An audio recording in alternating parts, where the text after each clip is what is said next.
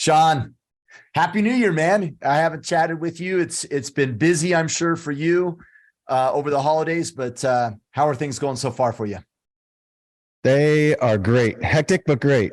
That's you know, I Self-inflicted chaos. Is that fair? self-inflicted chaos. Yeah. I stopped saying busy a long time ago, but I'll bothers try me not when to people as say well. that. Yeah. Yeah. Well, I'm And just so busy, like it's a badge of honor. Oh, awesome. Are you effective? No, but I'm busy. Okay, well, yeah. yeah, it's been Yeah, I know. fantastic. How about you?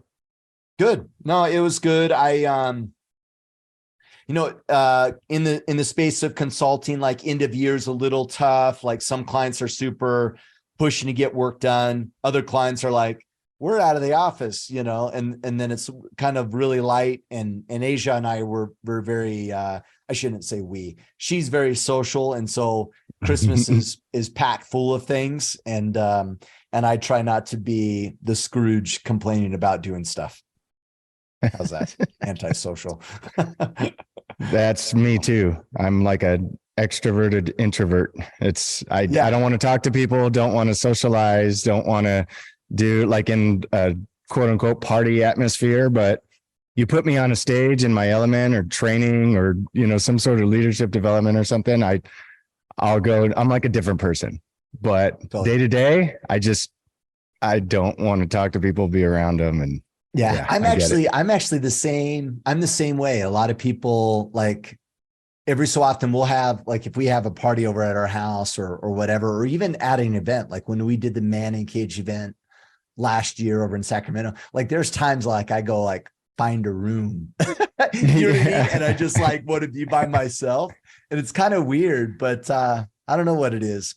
And it's not like I don't enjoy people. Like I really enjoy people. I don't know. There's a lot of energy that gets used up. You know what I mean? I don't know. Like I know exactly what you mean. No, I totally like I did get some it. I'm leadership white. training a few weeks ago and I was exhausted afterwards. Like I was just drained. Like all my energy was used. Anyhow, I interrupted you, man. What did you say?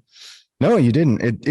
I'm exactly like that too. Yesterday we got back, we just did our a kickoff event. This is kickoff season for our financial business. And we're out in Dallas. It's 3 days. And the last day and a half, I basically run the show from there. And I'm speaking a lot. I'm on stage and really giving my everything. And I mean, we flew back right away because one of my boys turned 13 on Saturday. So we got back for cake and some of our traditions that we do. And then yesterday, I was just wiped. I mean, I literally laid on the couch the entire day just to recover. So I know exactly what you're talking about.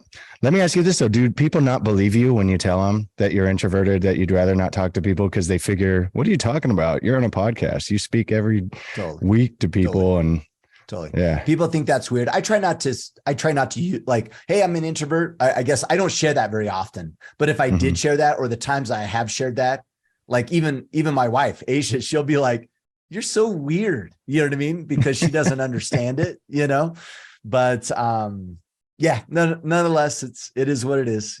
I'm just kind of weird that way. I'm assuming it's the same for you. If you mention that to someone. It is exactly. Yeah. If they know me in that capacity from our business or whatever, then yeah, it's very odd. Well, should we hop into it? So this is our Ask Me Anything, and I'm joined today with Sean.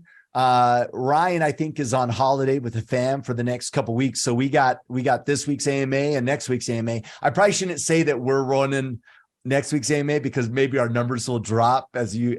I was thinking they were going to double. No, what are you talking about? You know what? There you go. I like the positive. I'm more negative town. So you know what? But I dig it. I need to be more positive coming into the year. So guys, prove to Ryan that we're worth listening to. So that way we keep our quote unquote AMA jobs, if it's such a thing. Anyhow, this is one of those things where it's like, well, I shouldn't even get into that. Okay. Anyhow, we're going to field questions from the Iron Council today. We have some leftover questions from last week. The Iron Council is our exclusive brotherhood. And if that sounds something that's appealing to you, too late. So you didn't sign up in time. Iron Council is closed until next quarter. But you can go to orderofman.com/Iron Council to learn more, at least sign up for a newsletter. So that way you get notified the next time that we open up membership within there. So our first question is from Evan Berwick.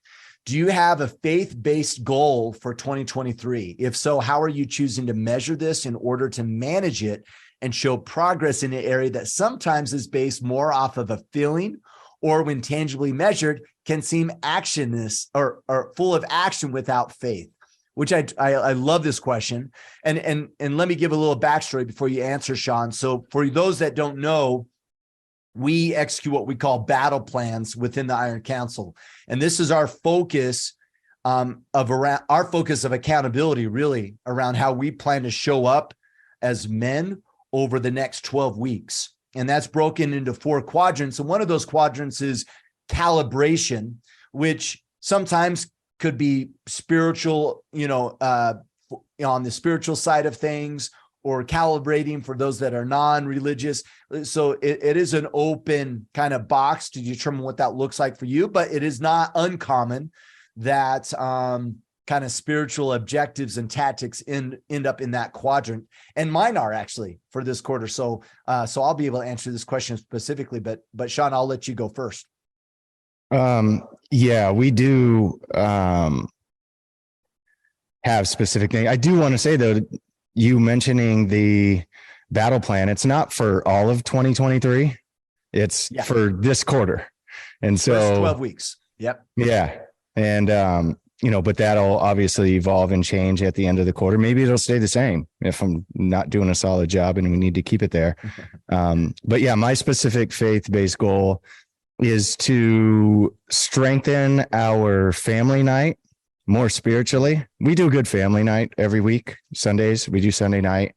But we have in our church, and you know this, we have a program called Come Follow Me, where we do a lot of the weekly teaching that we would normally get in church on Sunday. We've kind of shifted to the home. And so we want to get a little stronger in that. And some of the things that we teach, the structure that we have, we used to be really strong. Then we kind of drifted. We got a little lazy. We used a little too much of the church resources, in our opinion, and it's probably not bad, but we know we could do better. And so we've shifted it back to us. And our plan for that is to weekly, when we do our family nights and our scripture time, we assign roles to everyone in the family each week. So someone will teach a short lesson, someone that has to do with the topic for that week. My wife's going to put up a scripture each week. That's going to be the topic. And so us or one of the kids will teach. Someone will be in charge of treats. Someone will be in charge of a game or activity to play. And we just assign little things for everybody. Someone will kind of be in charge of making sure everybody has their roles in place, just to keep everybody involved and active in it. And then what we do, we reinforce the rules for Sundays. And I don't really want to, rules is probably the wrong word, but our habits for Sundays, because we were starting to let the kids creep into, just kind of doing mindless things, playing video games, whatever. We've turned it more into making sure it's family focused activities. So if we're going to play a video game, maybe it's Monopoly that we all play together as a family, and that's when we can play. And then playing Call of Duty right after, like that's not. It's Fortnite. Yeah. So exactly. It's so just more faith-based, more family-based, more family-focused. So if we are going to do something, we're going to do it together. If we are going to watch a movie, we're going to sit down on the couch in the living room. We're going to spend the time together. So that's it. I mean, just making it more focused around our family and being together, and then making sure that we spend a portion of the day in our faith, in the scriptures together, learning from each other. And, that way we have that constant eternal perspective in the reasoning behind why we're spending the time together as a family. And then, and kind of back to Evan's question, right? Like, how do you measure this in a way that it's not just like an action, check a box, but it's actually like rooted in moving your objective forward. And I'm assuming what the objective is, well, what is the objective for you specifically? What's the goal for these 12 weeks? It's how I ended, is just giving our family that eternal perspective of what family time is and the meaning behind it and why we want to put the effort for extra time together.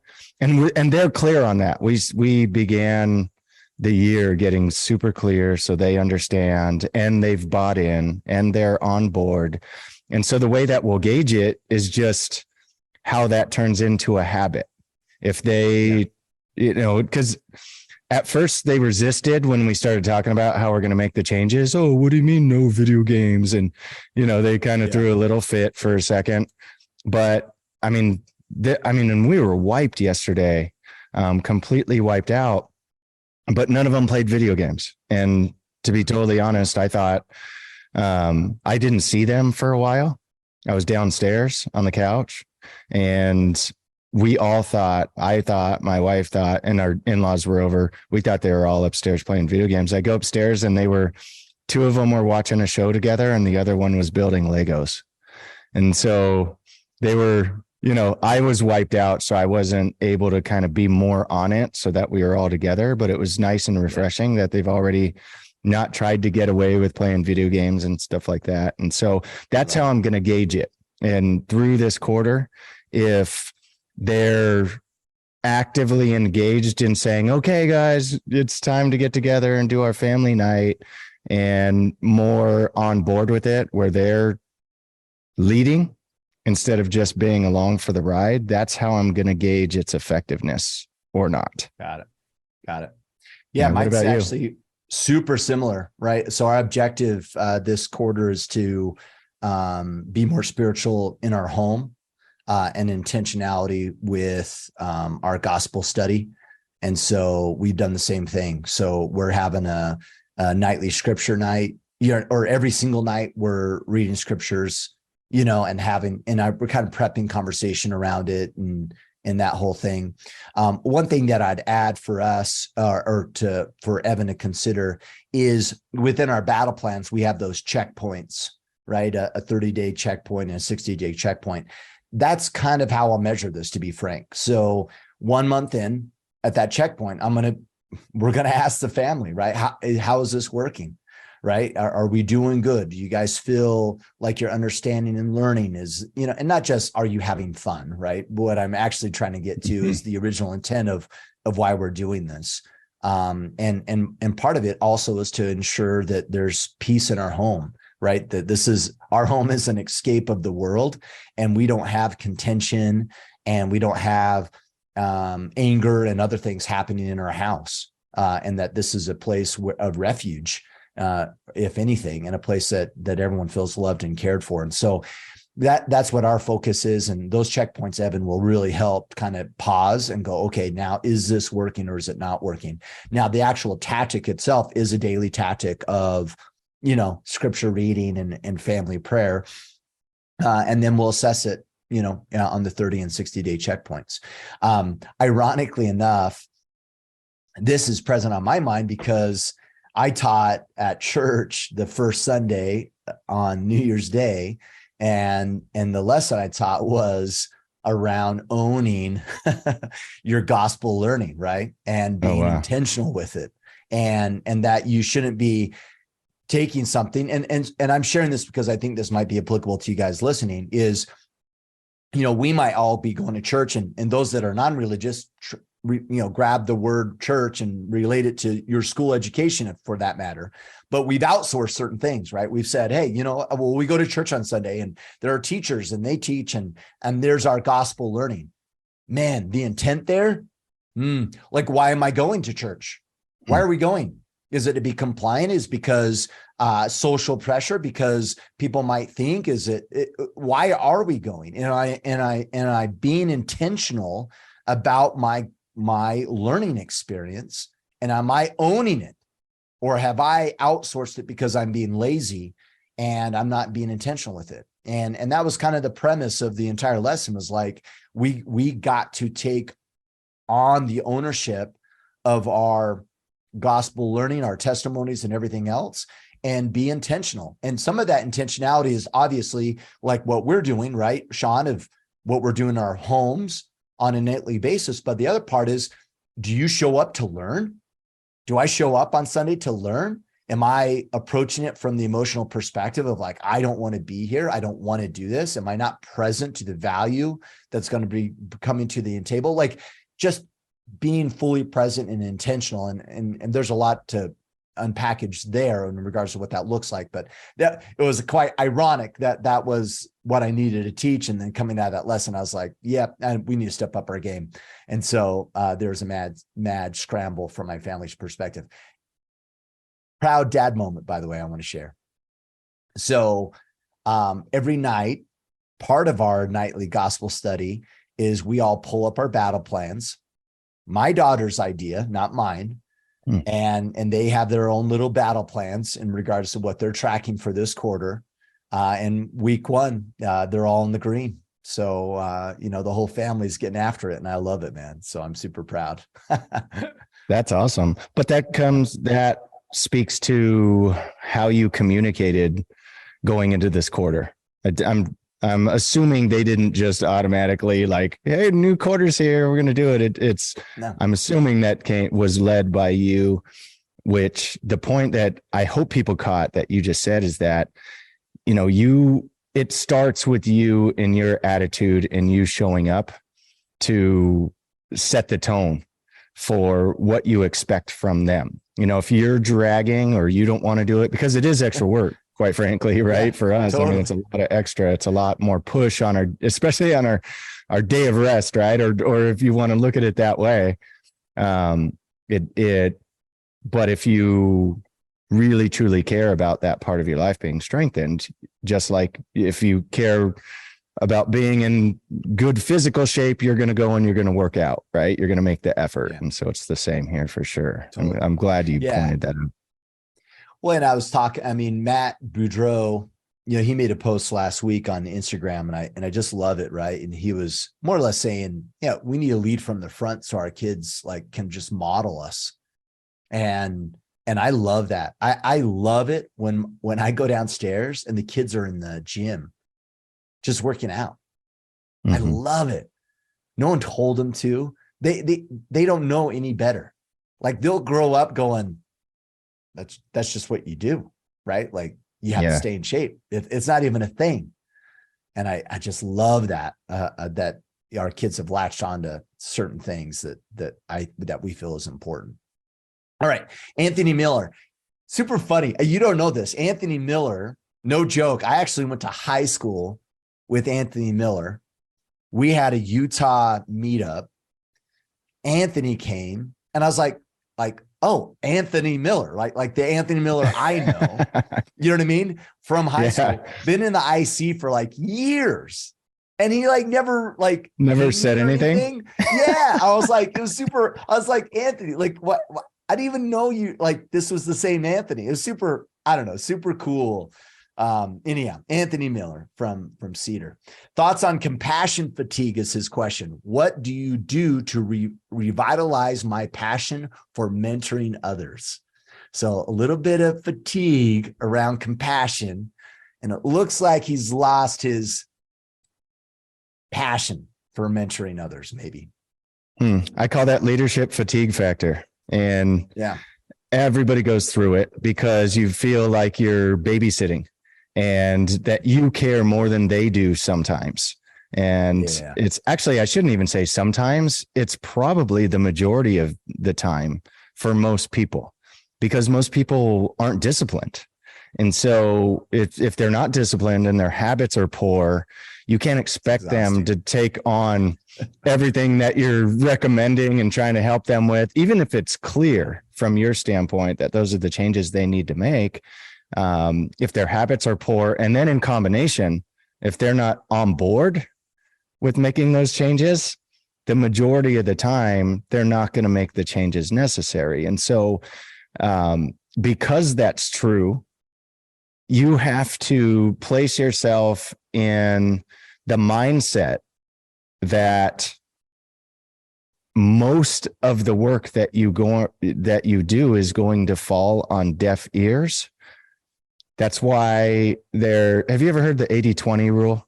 Have you ever heard that rule, right? Where 80% of the work being done in any business is being done by 20% of the people. And so this applies at jobs, at churches, at Boy Scout troops, at schools, anything. And so you're going to be spending a lot of time with 80%ers, right? The 80% of the people that are doing 20% of the work. But you have to shift your time. Not that you're going to stop talking to those people. You just have to shift the majority of your time to the 20%ers. So that's one thing you could do, is instead of trying to spread your time equally amongst all of the people, it's coming up with a way, if you don't already have one, to find those top people, or the people that want it a little bit more, the ones that are a little more serious, so that you can spend the majority of your time with them, and then create some sort of a system to find those people, or to help those people step up to become a 20%er, so that you can spend more of your time with them. But through that process, you have to continue to give time to the people that are your 80%ers. And that can be exhausting if you expect all of the people to do what you say you're going to do. So instead, if you shift your expectation to, okay, I know what works. I'm going to stick with what works. I'm going to stick with continuing to tell these people the same thing. And in that process, I'm going to look for the new people that are going to do it. And that's it. And it helps keep you more excited, because you're going to focus on the one or two people that start doing it and they change their lives, and then in turn go into their communities and start changing other people's lives and multiple lives through that process. And then the others just do what they're going to do, but be excited about the few that you're impacting and continue in that excitement. And then you'll find more new people. And last thing, I've always told people that we fail in leadership when we try and say new things to old people. And that's that leadership fatigue factor. You get bored with the message that works. You've said the same message over and over again, and you think 1,000 times.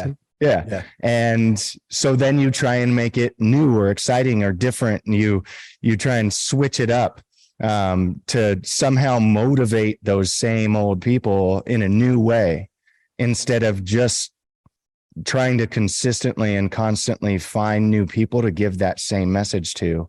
And then, so instead of trying to find new ways to say things to old people, just keep saying the same old things to new people. And so in that pursuit, make sure you're in some way adding new people. And that'll always keep you excited. Yeah. Sean, I think the key thing that you said that I'd like to latch onto is expectations. That's the fatigue, right? The fatigue is the expectation that I had that I'm going to do X and they're going to evolve or whatever. And then there's going to be a result. And when that doesn't happen, it's exhausting, because you're looking at your efforts and you're coming to the realization that they weren't taken advantage of, or maybe you might have at some meeting that it was a waste of time or whatever. So I think just being real around the expectation side. Now, with that said, just a couple additional thoughts around this is, and I get that this is going to be different based upon the relationship, right? Are we talking about compassion, leadership fatigue for your kids, or are these employees, or are they clients? Like, that changes things. So what I'm about to say is strictly from an employee perspective. Employees need to be self-directed in regards to how they plan to show up in the organization, period. Quarterly plans that we do, they're the employees' development plan, not mine. I don't say what they need to do. I don't even set expectation around what they need to do. We've identified what performance looks like. They know what measures they need to hit. Now my job is, hey, Sean, where you're performing, you're underperforming here. How can I support you? What do you think you need to work on to be able to hit these measures? And that's it. So I'm not setting I've set the expectation for the entire team in regards to how they show up, but how they get there, I may coach up or I might give some ideas or whatever, but it's their plan. And the reason why is because they'll be committed to it if it's theirs versus if it's mine. I've had team members that have underperformed, ironically enough, and what I would have assumed should have been the adjustment they've made, they didn't. And they chose something different, like something as simple as, I just need to get up earlier and be in the office by a certain time. And I'm like, okay, how can I help you? And that was enough. That was enough for them to start hitting numbers where they're considered a high performer. So let them be self-directed, provide ideas and coaching to them. But a lot of the time it needs to be their idea. Otherwise they won't connect to it. And then the other thing that I think is really critical is a conversation around commitment level. When we have a conversation with new potential battle team leaders, that's usually what I ask them. Are you all in? Are you all in? Are you willing to be a battle team leader within the Iron Council and magnify the opportunity that's been placed before you? Now, the answer yes or no is not good or bad. They may go, well, I'm really busy and I can't give it my all. I can't magnify it. I'm going to do the bare minimum to get by. Well, then that's not what we're looking for. So let's get someone that's willing to do above and beyond that so they can show up powerfully, because this isn't about you.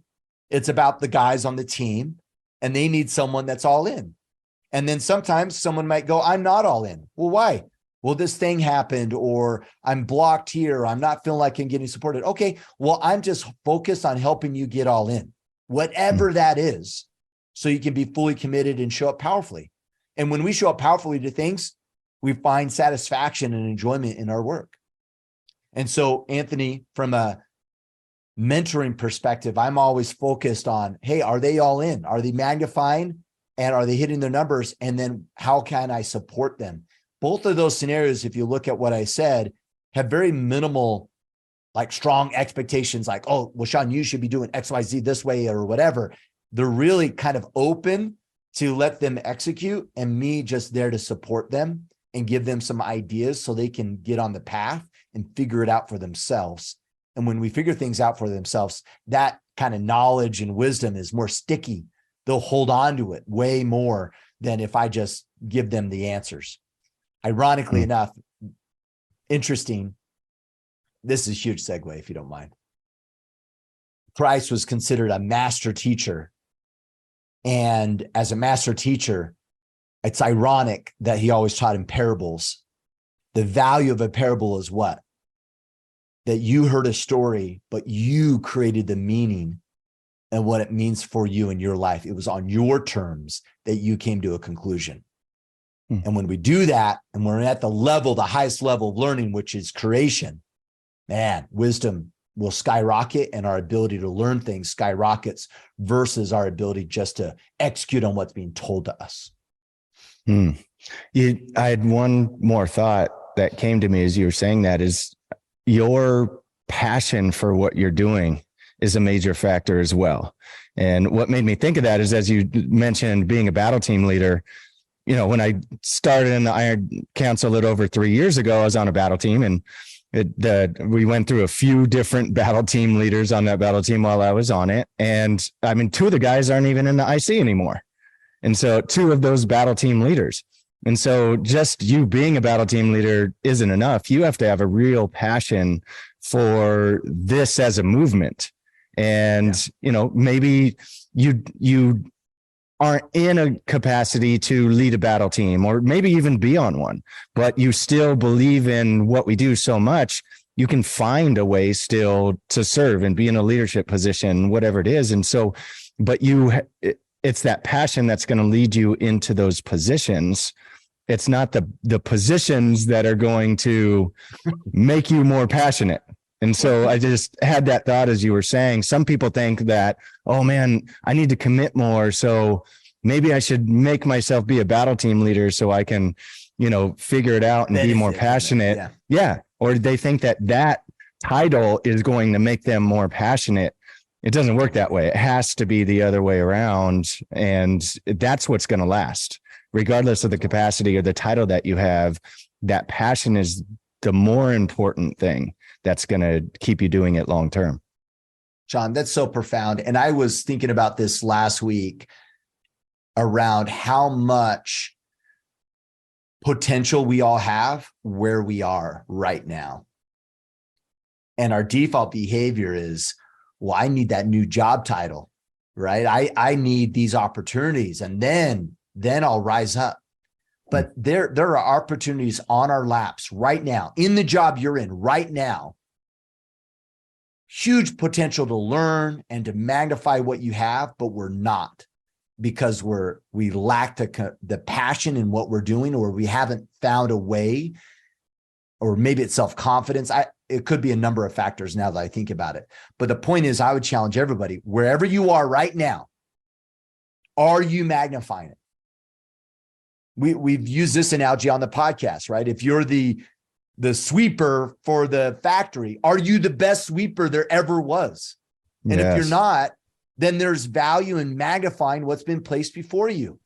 And it's amazing. Like, from a leadership perspective, the employee that magnifies their current title and shows up passionately, those are the employees that you want to keep around. Those are the ones that you are seeking and making sure that you're serving, because they're the ones that are going to get the job done, because they see something above and beyond just their current position. So much on the table, man, for us to magnify, but yet we keep looking on the fence at the other yard going, oh, that yard's so nice, when in reality, the yard we're standing in could be beautiful if we're willing to take the work to make it that way. Yeah. Love it. Like I threw in the yard thing. I don't know where that came from, as, impromptu yard reference. All right. Brendan Bagden. I've been seeing someone for 3 months now, and we've said we want to be official, but she has some bad boyfriend history that is keeping her from doing so. Her words. We've had a conversation about it, and she has communicated that she's still concerned that I may have some red flags she hasn't seen yet and won't take the next steps. It seems the longer she doesn't find something, the more certain she is they exist. Most of what she has said she wants seems like you have what you developed over a year or more in a relationship. I've been patient as I've dealt with similar stuff myself, but I am struggling to not feel the consistent no, not yet as a form of rejection. It's getting to the point that I'm losing interest despite her being a wonderful woman with great communication. What can I do, or we do, to work through this before I completely walk away? There was a lot packed into there. The biggest thing that stood out to me is, if she mentioned you may have some red flags, have you had the discussion of exactly what those red flags are and gotten to the bottom of that to see if that's an actual thing or if that's her perception? And then if it's an actual thing, obviously there's some commitments and some actions that you would have to take to ensure her and make her feel at ease that you're either working on those or that they aren't red flags. And then if they're not real things and it's just her perception, then you need to be able to prove that to her in a way that she agrees with. And so she's not worried about it. So most of it comes down to communication. And I'm assuming, making a giant assumption that they haven't had that conversation that deeply. But the only reason I'm making that assumption is because the way the whole question was packaged, it just seemed like it's been built on more assumption than actual communication and work. So I don't know if you felt that way with the question as well, but that's most of what I caught. And that would be what I would say is get to the bottom of what those feelings are and make sure that they're specific and that they're clear, so that if there's something you need to work on, and something she needs to work on, you both know what it is and can commit to doing the work towards those things. Yeah. I'm going to go more simple on you. You're 3 months and it's official and you're struggling to get her to be fully committed because she might have red flags. All right, then don't be fully in and date other girls. And if she's interested, awesome. And you keep dating until you find someone that wants you. So that's simple. This stuff's not going to get any easier, right? 3 months in, whatever struggle you have at 3 months is not going to get better in 6, and it's not going to get better in 2 years, and it's certainly not going to get better if you get married. All those things would just get harder. So the way I see it, maybe those red flags exist. So I agree with Sean. Yeah, if those red flags exist, have a conversation. So you see this as an opportunity for you to learn. But that's the whole point of dating. Yes, I'm dating this girl to figure out what I like, what I don't like, maybe areas for me to level up as an individual, and for her to test you out as well. So let her test you out. And in the meantime, if she's quote unquote unwilling to be official with you, well, what are you going to do? Convince her? Really? You want a relationship where you convince a girl that you're worth it, that you're worth being official with? Oh man, very dangerous place to be. So if she doesn't see it, I'm all over the place here. Sorry. You need to be good with yourself. Are you solid, Brendan, in regards to how you're showing up? Do you feel confident that these red flags don't exist? Are you a man of integrity? Are you showing up powerfully in multiple areas of your life? You're listening to this podcast, so I think you have a really good idea what that looks like. Are you showing up that kind of man?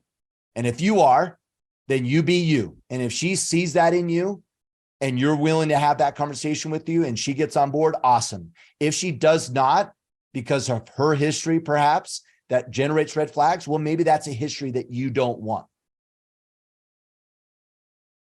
And see how it goes. But I would be cautious about getting in the place of trying to convince her to want to be official with you.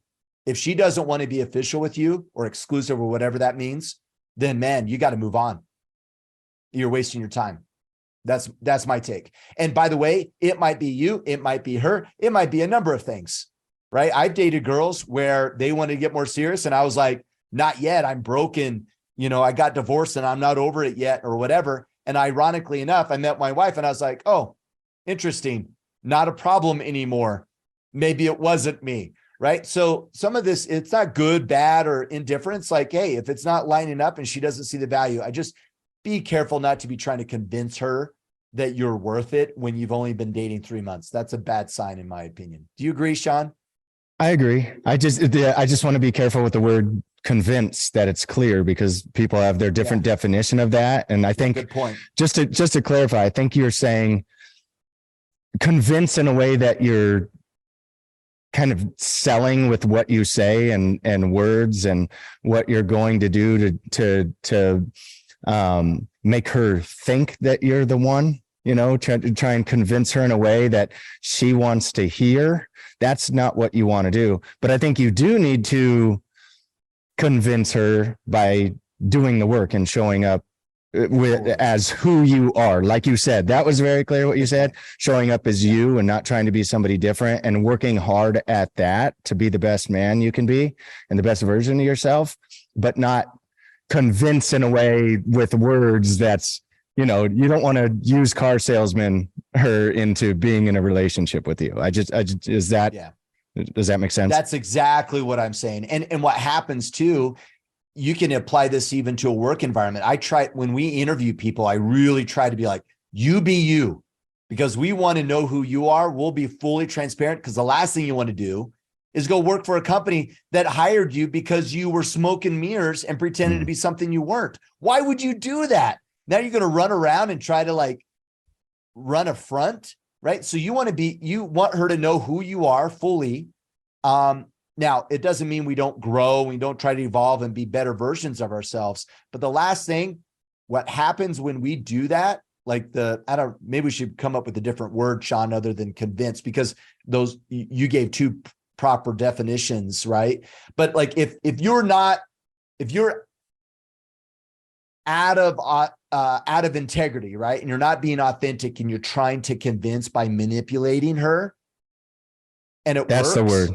That's the perfect word. If you're trying to manipulate her into liking you, and it works or doesn't work, you're just setting yourself up to resent her.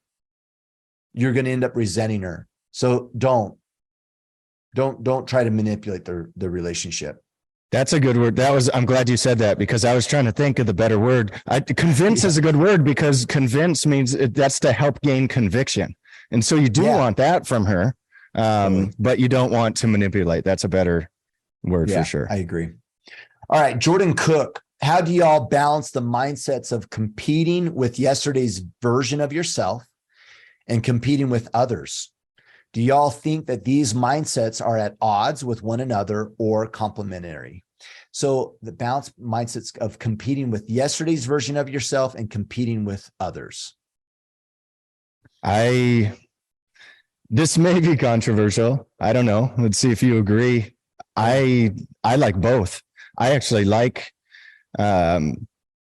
competing with others in a way. Ryan talks a lot about being careful to compare yourself. I think there's some strength and energy and benefit to comparing yourself to other people. Just not just to get too deeply involved with the comparison trap of saying you're not a good man or person because you know somebody that does whatever it is you're trying to achieve better than you. But I think it's important to have a bar, or to see in someone the possibilities to continue to push yourself. Like Goggins is a good example of that, right? Like, that dude is a maniac, but there's only one of him. I'm never going to do what he does, and I have no desire to, by the way, but it is inspiring to know that there's a human out there that pushes themselves the way that he does. If that can take me to be like, well, I can at least get off this couch when I'm done here and hit the gym I'm staring at right in front of me, and for 45 minutes before I carry on with the rest of my day, then that's enough. And that, for me, I have to know the old version of myself to know my previous limitations and push past those. So I'm not going to achieve Goggins' level of exercise today, but I'm going to achieve more than my old self used to. And that's enough for today. And that's going to evolve and it's going to grow, and my workout regimen will improve and grow as my habits improve. But I think you need both to inspire you to take the actions. I totally agree. If I'm not, world records get beat. Why? Because someone's competing with someone's record. Mm-hmm. Like if we're like, oh, I did my best today, like, we need some type of bar of like, oh man, can I? And I think it's healthy. Even in a work environment, having teams be competitive with each other about, what team is getting more work done, or whatever measures or KPIs that you're using, I think it's valuable. And just like everything else in this world, could it be taken too far? The answer is yes, right? Could you take it so far that it's my team versus the team and now I've lost the mission of what the company's trying to accomplish? Certainly. Could I compare myself to Sean to an unhealthy way where I feel like I'm worth nothing if I'm not hitting his numbers? Certainly. It's just like everything else. Could it be taken too far? For sure. But I agree with you, Sean. I think competing against others and competing with yourself are both great measures. And there's all these cliche, quotes of, it doesn't matter about what other people, as long as you're the better version of yourself today than you were yesterday. Sure. But it's also really nice that you're better than you were yesterday, but now you're looking down the path and you're like, but I'm coming for you, Sean. And I want to hit your kind of numbers because you're inspiring me. That's not bad. So I think we just need to make sure that we're not taking it too far, and that we don't think our intrinsic value doesn't exist unless some superficial things. And let's be frank, where's happiness anyway? Where should our happiness and fulfillment be placed in? Homes, money, or actually relationships and how we show up as a father and these other things? Ironically enough, most of the things that we're connecting competition to, they're not the most important things. They're the superficial things, which I think it's fine for us to measure against and compete against. Just make sure that the value of you as an individual isn't placed on those lower priority items, that you still realize that in the end, that shit's not going with you when you die. And what ultimately matters from a legacy perspective is the kind of man that you showed up as, probably for your wife and children and those few intimate relationships that you've had. So don't move the priority to the wrong thing just because you're choosing to be competitive. Yeah. But also don't devalue either one, in a sense that there's no reason why you can't have both. And so I think it's too often people choose one over the other. They say, oh, you know what? I can't really crush it in business and make more money because I choose to be a family man. That's BS. Yeah, totally. Right? I hate hearing that stuff. That's just an excuse. Do you know? Yeah, I was going to say, do you think they believe that? Because actually, you know what? I do. Actually, sometimes I do really think they believe that. Okay. Because it's ingrained in them. Maybe they grew up in a family that was like that, and they heard that from their dad, and maybe their dad was solid and they want to be just like their dad, but they always heard from him, you know what, the reason we've been broke our whole lives is I just chose family over money, over business, over a job. And they don't know how their dad felt about that. They just know they loved their dad. They loved how they grew up. They loved how they felt in their home, and they want that for their home. And so they honestly believe like you had to make that choice between the two. So they never had an example in their lives that showed them both, maybe. And so I think, I at least have some compassion and some to give them the benefit of the doubt on those. But I want to leave you with this thought, and this might sound weird to some people too. If I'm being totally honest, I compete with people in my church. I compete with people in, the little league that I coach my kids in. I compete not in a sense that I want to beat them or be better than them, but I look at like some of the men I go to church with, and I'm like, man, I'm an underachiever as somebody who's in service to people and as a father, as a husband, like, man, that guy's just so good at being a dad. And I want to compete with that. I'm like, well, that guy can do it. I can do it. And again, it's kind of like, I think we all need the human version of something to compare ourselves to so that we know it's reachable. You hear Christians say all the time, and I hear so many men say this, we see it in the IC all the time. They say, I don't compare myself to anybody else except for Christ. And I'm like, why would you do that to yourself? That's an impossible goal. Never in this lifetime are you going to achieve perfection. And Christ told us that, like, he doesn't expect perfection in us because he knows it's unachievable in this lifetime. Maybe that's the ultimate goal. But if that's what you're comparing yourself to, you are never going to reach those expectations. So you need the human version that's as close as I think, to compare to at least push you closer to that, because now you see in another human being with flaws, with faults, and that is a sinner that was able to overcome some of those things to be better in something so that you can get there too. And so again, it might be a weird thing that I do, but it's it's a weekly thing that I look for, and I look for the men that I want to be more like, and start pushing towards that. And Sean, I'm assuming in respected areas where you might go, hey, I look up to these guys as fathers, but not as businessmen. I look up to these guys as businessmen, but not fathers. I might look up to this athlete from a physical capability perspective. It's not an all or none package. And there's opportunity for us to learn from a number of different people. And no one's perfect per se, but there's things that we can learn about them. Yeah. Yep. Robert Larson, how do you disengage from all social media when most of your friends and family live out of state and you buy and sell things on Facebook Marketplace all the time? I can't bring myself to delete social media.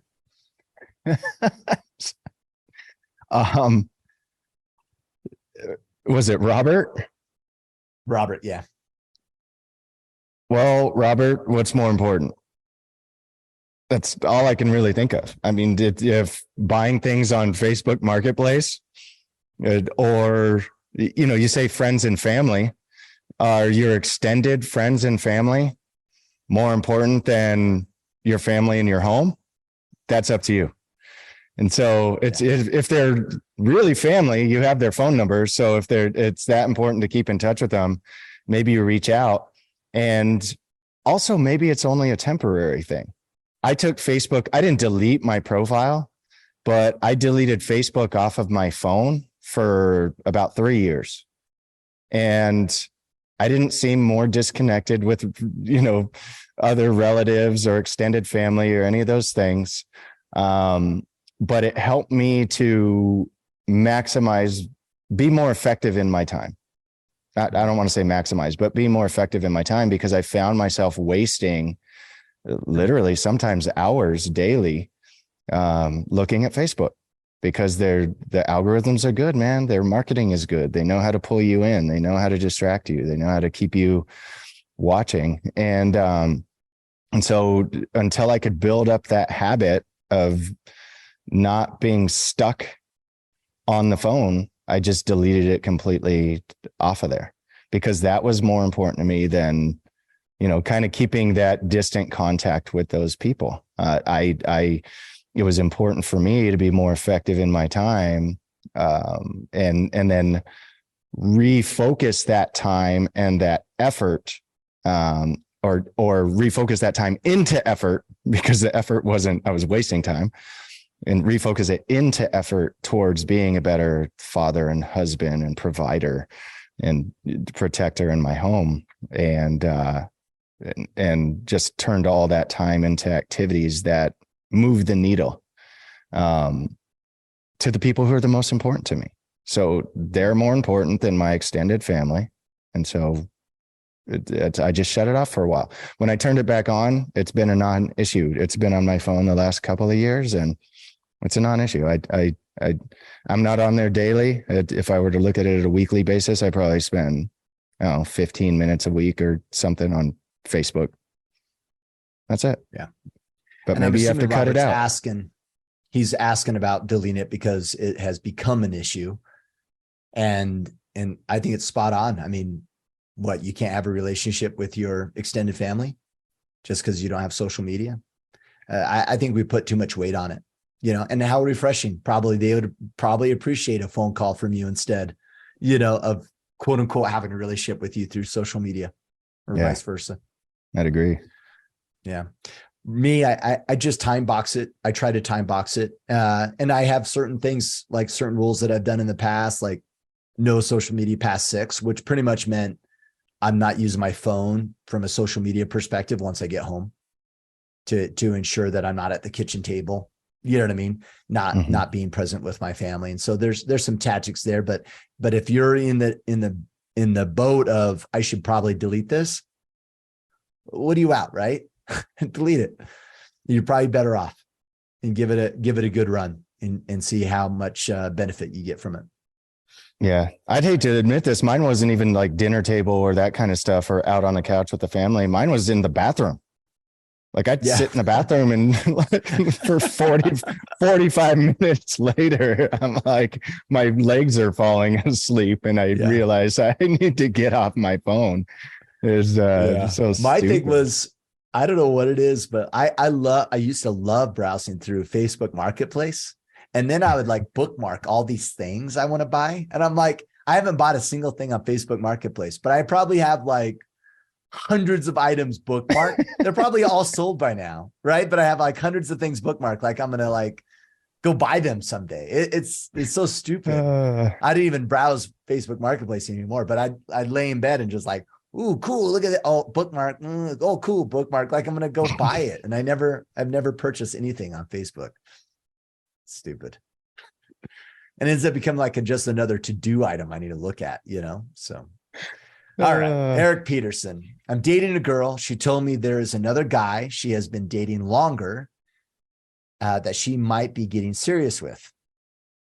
I told her I didn't really care about her and what the other guys are doing, but I'm going to keep asking her out as long as I'm single, interested, and she's available. What's your suggestion for keeping mind off the competition and focused on us? Sheesh. This is good. I'm trying to think back to my relationship single before days. Yeah. You know, that was like 40 years ago. How old are you? 45. Yeah. That was 22 years ago. But I can tell you what happened to me and how I ended up meeting and dating my wife was that I stopped focusing on trying to date as much and just focused on me and growing who I wanted to be for my future. And as a single guy that realized, kind of snapped into the mode of wanting to be married and have kids and do well financially, I started focusing on what I could control, which was my physical fitness and my business and the money side, and got totally enveloped in that and less worried about the dating scene. And in that focus, got very clear on what I wanted my future to look like as far as like the ultimate spouse I wanted to have and who she needed to be and to show up as. And through the process of knowing that, but not really like trying to actively go out and find that woman, I found her. And the way I found her, she was doing the same thing. She just focused on building her future. And, if a guy showed up in process, then that was going to happen organically. And so those forces, through those forces, we kind of found each other. And so if he thinks that she might be, if he's in that mode and thinks that she might be that one, I'd say great. I think it sounds like he's doing what he should be, which is keep asking her out. And if they're going on dates and whatever else, but be more focused on who you're becoming and the work that you're doing outside of her. And then if she's the right one, then that will attract her to you. Yeah. Like she's not your, what's the term they use in Rational Male? That she's not the one. Like that's probably been a big breakthrough for me, at least over the years, is this idea of the one. And it's a very dangerous thought process. And so I would make sure that like, you're not adamant that happiness is tied to being with her, and without her, you can't, like, no, like it needs to be mutual. It needs to be aligned and work. Now, Sean, let me ask you this question, because this might just be my ego, right? Or how I show up. But if you're dating a girl, Sean, and she goes, hey, Sean, you're a nice guy. I really like you. But just so you know, there's this other guy I'm seeing and we're pretty serious, and I've been dating him much longer. So just a heads up, I'm probably going to go that route. Do you still ask her out?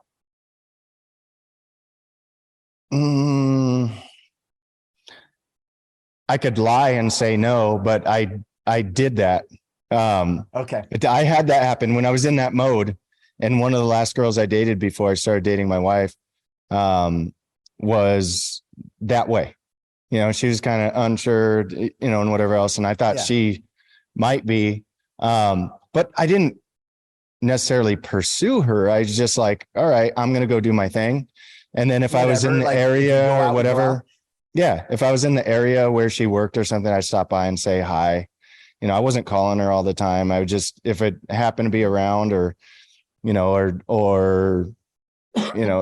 it wasn't much. I can tell you that. It was like a few things and it didn't last. It's just what I was trying to achieve became so much more important. But I thought, hey, let's give it a shot. Let's stop by. Let's say, it definitely became less important when she let me know that. Yeah. For sure. I mean, I think, and the way that you explain your scenario makes more sense, right? It's like, like more of a casual thing. Like, would I ever go out with her again? Yeah, maybe if things align or whatever. Not too much weight into it. But for me, if I like was really digging a girl and she went out of her way to tell me that, well, she's just trying to let me off soft, right? And me personally, and this is probably more my ego. So Eric, take it for what it's worth. But like, I'm not the guy. I'm not dating a chick that's not totally into me. That's not my game. So if she's not like on cloud nine thinking, oh man, Kip's the greatest thing, and I'm having to work too hard for her to like me, I'm like, I'm out. So, but maybe that's, I don't know, maybe that's my ego a little bit more. I don't know if it's ego as much as personality type. I mean, there's some guys love that. Like they want to feel like the chase. Yeah. I mean, that could be a personality thing too, because some men are driven by that chase, more than others. I'm like you, I'm not driven by the chase either, but some guys are really like that's irresistible to them. So maybe you need to understand your personality as well and mix that into the factor. Yeah. I'm realizing that we may have not answered Eric's question. So it's the ultimate question though. What's the shot? I mean, we can't answer it for him though. Like he has to make the choice whether he wants to date her or not. Right. No, but the question was suggestion for keeping my mind off the competition and focused on us. So anything you would add with that being the very narrow focused question? I think we did answer it. Like focus on what you can control, your future, what you're doing now, what you're building now, your career, your future career, whatever it is you're building, stay focused on that.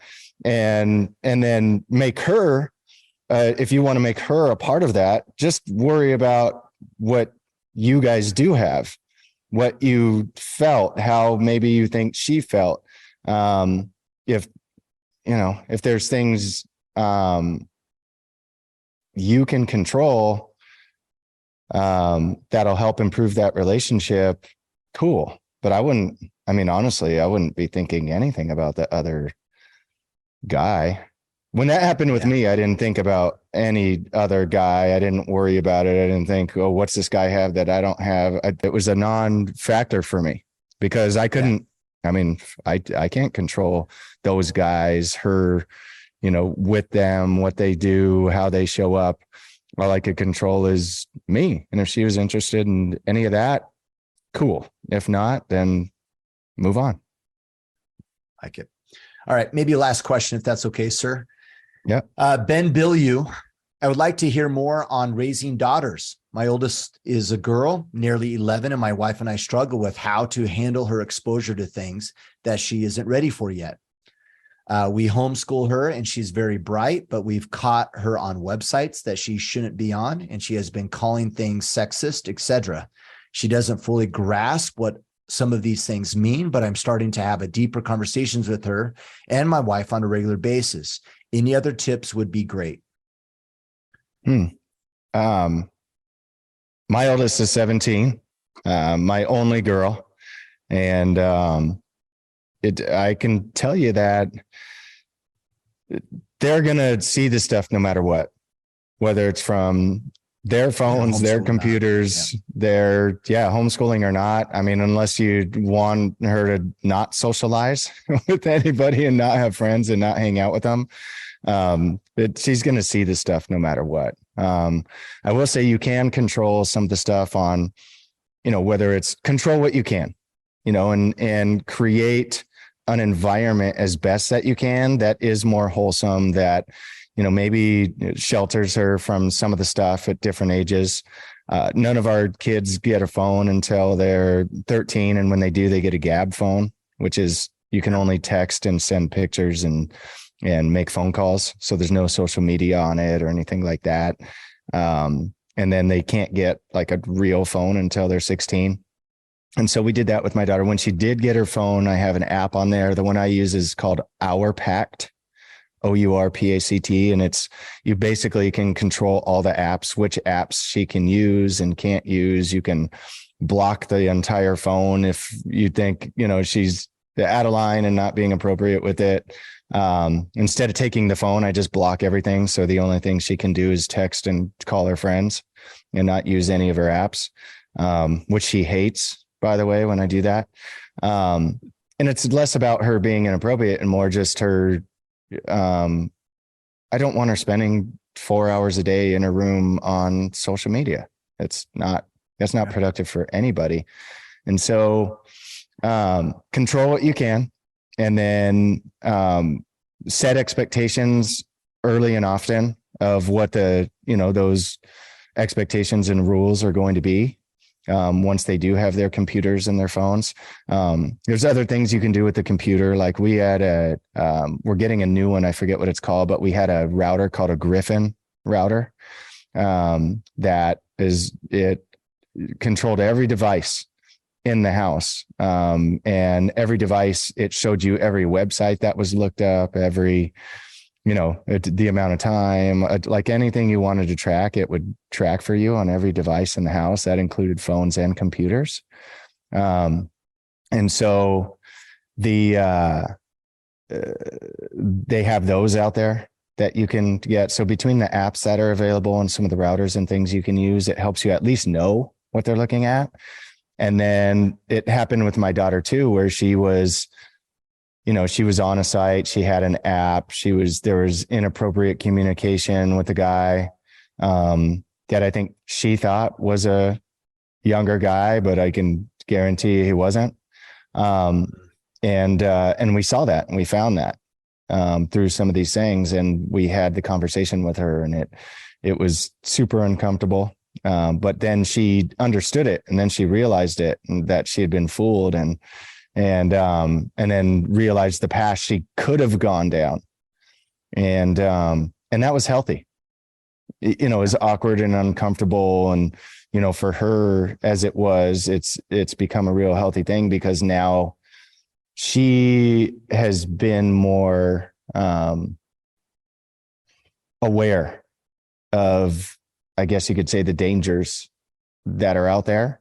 And then introducing her, we've been involved a lot with Operation Underground Railroad and those sorts of things, and the stuff that we're actively involved in philanthropically. And so, we share obviously a lot of those stories and the things that we know and see with her. So she understands what's out there. And so, outside of that, some of the music, some of the other things and whatever else, you're not going to be able to control necessarily, but just keep having the conversations, keep being involved, keep being around, keep showing that care. I mean, my daughter says all the time, like, she kind of gets mad and she gets angry and she gets upset, and she shows frustration with us being quote unquote too strict sometimes. But she's never going to not know that we love her and care about her. And those are the reasons. And at the end of the day, she actually loves that and appreciates that about us as her parents. She's about to turn, in August, she'll turn 18. And so we're also already having the conversation. She's like, I can't wait till I'm 18 and you can't control this anymore. And I'm like, me neither. Because it's a lot more work for me. But yeah. I just hope by the time you're 18, you have a better respect and understanding of it, though, so that the choices you do make are going to be useful to you and productive for you, and not hurt you in anywhere, because I care about you too much. And so just making sure that communication is happening through process. So I don't know how your oldest girl is, but what's your experience been? Yeah, 11 and 9. So I'm right there. Same with him. A little bit younger, but I got older boys, right? I got a 21, a 23, and a 19-year-old, right? So but let's be honest, boys are way different than girls as far as that goes. I'm way more lenient, and honestly, and I hate to say it, but it's true, I'm more lenient with my boys on some of the things, especially from like a the social media aspect of who they communicate with, right? Because I think there's way more predators for girls than there are boys. For sure. I'm definitely more protective of my daughter than my boys. I mean, Ben, I think you already said it, right? You're having deeper conversations with her on a regular basis. I mean, I think that's what really needs to happen. The only tip maybe that I would give you is make sure that you're in a position of influence with her. We sometimes do what we do in work and go, well, I have a moral authority due to my title, right? And I'm dad and mom, thus I'm in a position of influence. Hardly, right? They don't care that you're mom and dad for the most part. What they do care, and what's the famous guy, Carnegie, right? People don't care what you have to say until they know how much you care.